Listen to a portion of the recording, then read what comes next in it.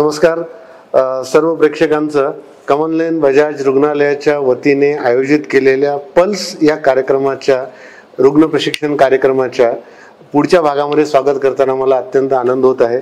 मी doctor Ajay रोटे, वैद्यकीय संचालक कमनलेन बजाज रुग्णालय। आज आपल्यासोबत आहेत वरिष्ठ कर्करोग तज्ञ डॉक्टर श्रावण तुंगेनवार, ज्यांचा 25 वर्षाहून अधिक काळाचा अनुभव आहे आणि ते कमनलेन बजाज रुग्णालयाच्या रेडिएशन ऑन्कॉलॉजी विभागाचे विभाग प्रमुख आहेत। एवढंच नाही तर त्यांनी संशोधनामध्ये खूप जास्त काम केलेलं आहे, त्यांचं रिसर्च वर्क खूप मोठं आहे। नमस्कार सर, आपल्या या कार्यक्रमामध्ये स्वागत आहे। आज आपण एका अत्यंत जिव्हाळ्याच्या विषयाबद्दल बोलणार आहोत, कॅन्सर किंवा कर्करोग या संकल्पनेबद्दल, या आजाराबद्दल सगळी माहिती आज तज्ञ मार्गदर्शन आपण डॉक्टर तुंगेनवार यांच्याकडून करणार आहोत। सर, आम्हाला सांगा की कर्करोग म्हणजे नेमकं काय आहे? एका शब्दात सांगायचं म्हणलं तर कर्करोग हे एक आपल्या शरीरात असलेल्या पेशीचं अनियंत्रित वाढ। ओके। तर आपल्या शरीरात असंख्य पेशी आहेत, बरोबर आहे, अरबो खरबो पेशी आहेत आणि त्यापैकी कुठल्याही पेशीनी जर का त्याचं वाढण्याचं किंवा त्याचं जे कंट्रोल असण्याचं जे नियंत्रण असतं ते जर सुटलं आणि ते वाढत वाढत गेलं तर ते एका पेशीचे दोन पेशीचे 4 असं करत ट्यूमर तयार होतं। बरोबर। आणि मग त्यालाच आपण कॅन्सर म्हणतो। बरोबर आहे। ही जी अनियंत्रित वाढ आहे पेशींची, याची काही कारण असतील ना? असं कुठल्या कारणामुळे होतं की त्याची वाढ अनियंत्रित होते? आपलं वय जरी 100 वर्ष असलं तरी शरीरातल्या पेशींचं वय तेवढं नसतं। प्रत्येक पेशीचं वेगवेगळं ड्युरेशन असतं आणि त्याचं कार्यकाळ संपलं की ते ऑटोमॅटिकली डिस्ट्रॉय होऊन जातं, मृत्यू पावतं। आणि प्रत्येक पेशी डुप्लिकेशन पण करत असतात, म्हणजे त्यांच्यामध्ये पण त्यांच्या संख्येची वाढ होत असते। तर ते सगळं नियंत्रणाखाली असतं। बॉडीमध्ये खूप मेकॅनिझम अशी असतात जे त्याला कंट्रोलमध्ये ठेवतात। आणि हे जे कंट्रोल असतात ह्याला कॅन्सरच्या भाषेत सांगायचं झालं तर ऑन्को जीन्स म्हणतो आपण। त्याच्यामध्ये काही ऑन्को प्रमोटर्स असतात, गुणसूत्रे जे असतात हे प्रत्येक पेशीमध्ये असतात। प्रत्येक पर्सनच्या, प्रत्येक मनुष्याच्या प्रत्येक पेशीमध्ये हे असतं। बरोबर आहे। तर हे कुठं जरी थोडं जरी बिघडलेलं असलं तर आणि त्याचं जर नियंत्रण सुटलं, बरोबर, तर ते मग कॅन्सर कडे वाटचाल सुरू होते। बरोबर। पण हे असंख्य वेळेस होत असते बॉडीमध्ये, पण प्रत्येक वेळेस ही प्रक्रिया कॅन्सर मध्येच परिवर्तित होईल असं काही नाही, असं नसतं। ह्याच्यामध्ये पुन्हा बॉडीमध्ये आपली प्रतिकार शक्ती असते, ती प्रतिकार शक्ती पुन्हा जन्मजात आपल्याला जेनेटिकली मिळाली असते। कोणामध्ये भरपूर असती, कोणामध्ये कमी असती, कोणामध्ये डिफेक्ट्स नंतर येतात। तर त्या प्रमाणात त्याचं ते आपल्याला प्रोटेक्शन मिळतं। बरोबर। आणि ते संरक्षण जर कमी झालं आणि ही प्रक्रिया जर कॅन्सर बनण्याची जर फास्ट झाली बॉडीमध्ये, तर मग ते कॅन्सर मध्ये रूपांतर होण्याची शक्यता खूप जास्त होऊन जाते।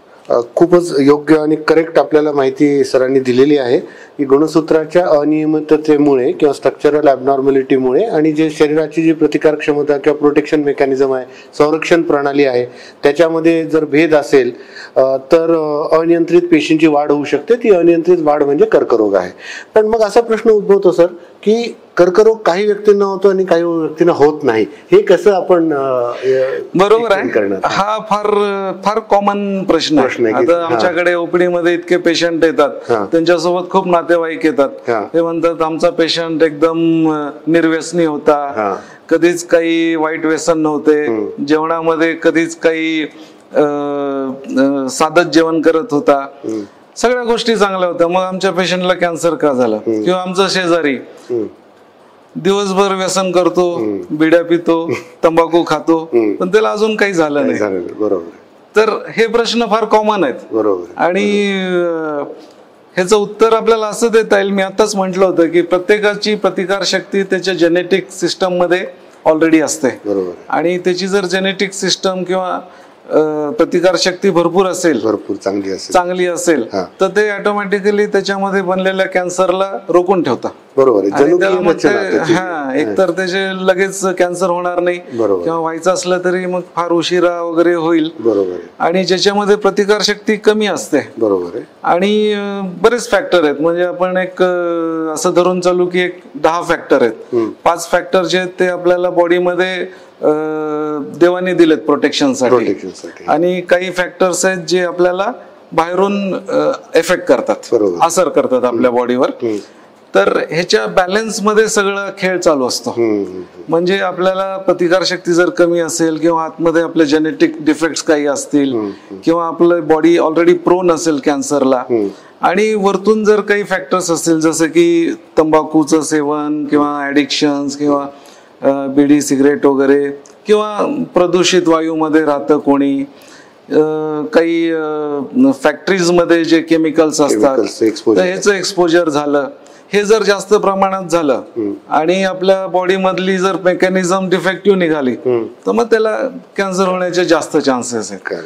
पण या व्यतिरिक्त समजा एखादा भरपूर व्यसन जरी करत असेल आणि त्याची प्रोटेक्शन सिस्टम फार चांगली असेल तर मग त्याला थोडस प्रोटेक्शन मिळतं. आपल्याला असं दिसतं की त्याचं व्यसन तर चालू आहे, मग ह्याला का होत नाहीये, मग मला पण नाही होणार, मग मी पण व्यसन करू का.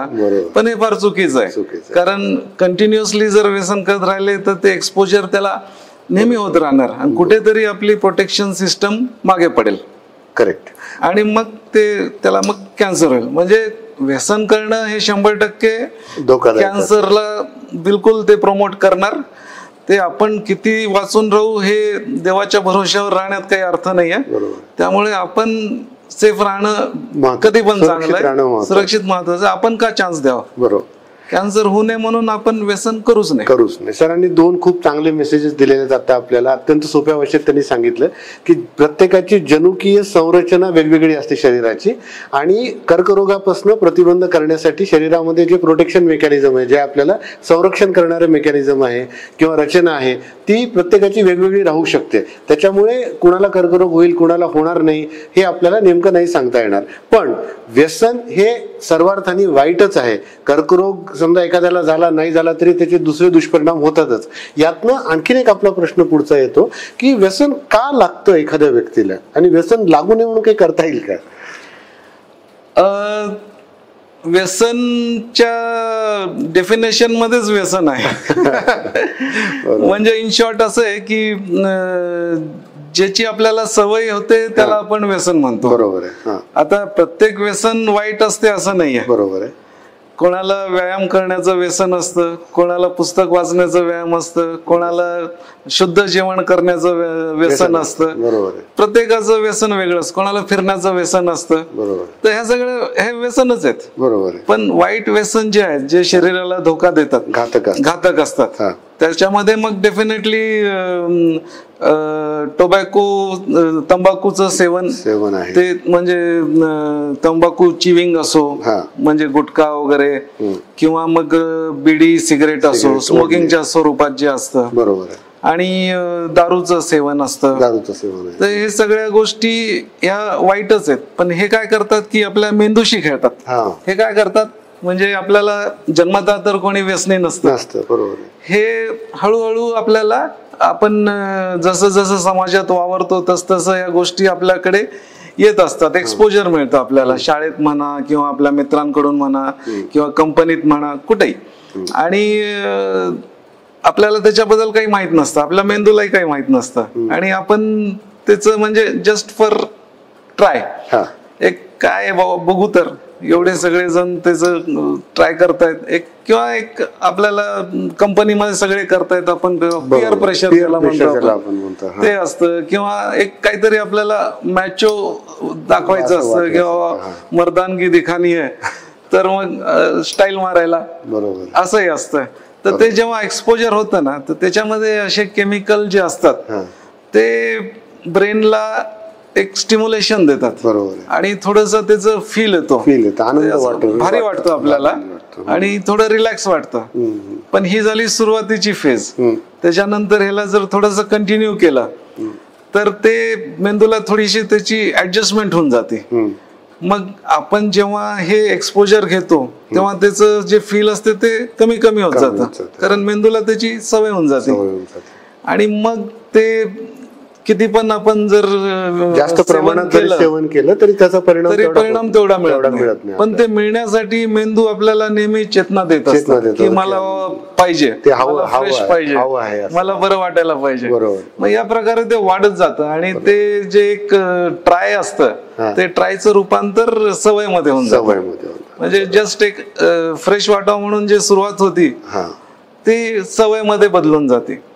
तर ते व्यसन मग ते सोडत नाही, मग ते मेंदूला त्याची पूर्ण सवय होते. जेव्हा आपण मग व्यसन करत नाही तेव्हा मग मेंदू डाऊन होऊन जातं, निराशा यायला लागतं किंवा मूड खराब राहतो, फ्रेश वाटत नाही. मग ते ओके करण्यासाठी मग नॉर्मल राहण्यासाठी मग ते चालूच ठेवावं लागतं. म्हणजे आपण त्याच्यावर अवलंबून होऊन जातं, मग त्याला ते ऍडिक्शन होऊन जातं. ते आहे व्यसन. फारच छान सांगितलं सरांनी. आता जसं तुम्ही वाचलं असेल आजकाल तो जो फोमो म्हणतात, fear of missing out, peer pressure, सरांनी सांगितलं की सगळेजण 4 लोक घेतात आणि आपण एकटे नाही घेतले तर we have a fear of missing out with them. किंवा जसं संस्कृतमध्ये एक सुभाषित आहे, समान शिलेसु व्यसनुसु सख्यम, एकच व्यसन एकसारखं व्यसन ज्यांचं आहे त्यांची मैत्री चांगली होते. तर या सगळ्या माध्यमातून सुरुवातीला अनुभव म्हणून एखादा व्यक्ती या सगळ्याचा प्रयत्न सुरू करतो आणि कालांतराने मेंदूला त्याची सवय झाल्यामुळे आपण ते सोडू शकत नाही. ही सगळी व्यसनाची पार्श्वभूमी आहे. पण सर मला आता सांगा की आपण सगळं व्यसनांबद्दल बोललो, कर्करोगाबद्दल बोललो, मुळात हा कर्करोग प्रतिबंध करता येण्यासारखा आजार आहे का? डेफिनेटली. आपल्या मेडिकल मध्ये एक जे म्हण आहे की prevention is better than cure. प्रतिबंध चांगलं असतं. आणि हे म्हणजे कॅन्सरला जेवढं लागू होतं तेवढं बाकी कशाला लागू होईल असं मला वाटत नाही. बरोबर. कारण कॅन्सर हे प्रॉपरली प्रिव्हेंटेबल डिसीज आहे. बरोबर, आजार आहे. तर त्याच्यामध्ये फक्त थोडस आपल्याला आपली जाणीव मेंटेन ठेवणं महत्वाचं आहे. आपण थोडस जागरूक राहायला पाहिजे. आणि हे कॅन्सर आपल्या बॉडीमध्ये जेव्हा होतं तर ते डेफिनेटली लक्षणं आपल्याला दिसतात आपल्याला. आणि ज्याला होतं त्याला सगळ्यात आधी दिसणार. करेक्ट. समोरच्याला नाही दिसणार, डॉक्टरला नाही दिसणार, समाजाला नाही दिसणार, कोणालाच नाही दिसणार. हे ज्याला होतं त्यालाच दिसणार किंवा त्याचा त्रास सुरुवात त्याला बिलकुल जाणवेल. बरोबर. आणि ते जाणवल्यावर लगेचच्या लगेच त्याच्याबद्दल आपल्याला जागरूक व्हायला पाहिजे. त्याच्याबद्दल चिकित्सा सुरू करायला पाहिजे, डायग्नोसिस सुरू करायला पाहिजे. कशामुळे होतंय, काय त्रास. 99% वेळेस कॅन्सर नसेलही कदाचित, दुसरं काही साधं आजार असेल, काही जखम असेल, काही साधी गाठ असेल. पण जर कॅन्सर असेल तर त्याला प्रिव्हेंट आपण त्या लेवललाच करू शकतो. एकदम जेव्हा सुरुवात होते तेव्हा. कारण कॅन्सरची एकदा सुरुवात झाली की ते एका पेशीचे 2 पेशी होणार कॅन्सरचे, मग 4 होणार, मग असं करत एकदम लाखो करोडो मध्ये जाणार आणि स्टेज वाढत जाणार. म्हणजे सुरुवातीला फर्स्ट स्टेज राहील, मग सेकंड स्टेज, मग थर्ड स्टेज. आणि प्रत्येक स्टेजमध्ये त्याची पेशींची संख्या, बॉडी मधलं त्याचं लोड, कॅन्सरचे स्पॉट्स सगळंच वाढतं. त्यामुळे प्रिव्हेंट हे बेस्ट उपाय आहे कॅन्सरला ट्रीट करण्याचा. सरांनी इतकी चांगली माहिती दिली आपल्याला की कॅन्सर हा सगळ्यात पहिला मेसेज काय आहे की कर्करोग हा प्रतिबंध करता येण्यासारखा आजार आहे. आणि सरांनी जसं सांगितलं की प्रॉब्लेमली कदाचित हा असा आजार आहे की ज्याच्यामध्ये प्रतिबंध करण्याची क्षमता सगळ्यात जास्त आहे इतर सगळ्या आजारांपेक्षा.